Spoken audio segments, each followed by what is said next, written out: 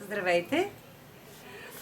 Вратовръзката е най-важният аксесуар в мъжкото облекло и днес ще ви направя една демонстрация как се връзва най-популярния и всъщност най-лесния възел, двойния възел, който стои прекрасно на всички видове яки мъжки ризи.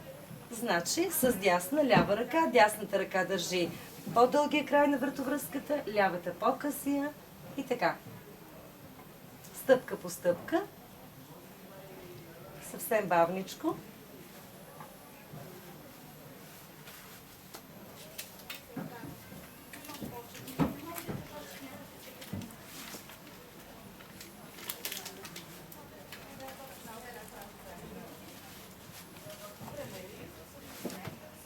Така.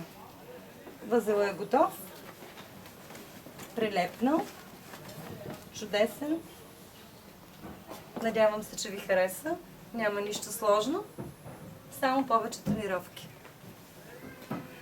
Сега едно показно.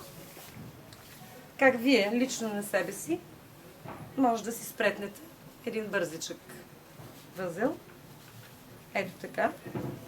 С лява ръка късия край, с дясната ръка дългия. Същото беше и на манекен. И започваме.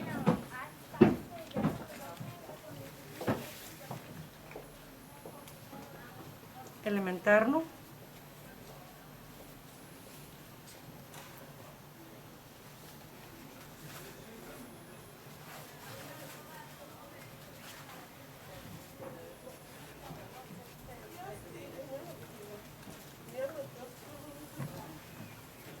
Надявам се, че и този много ви хареса.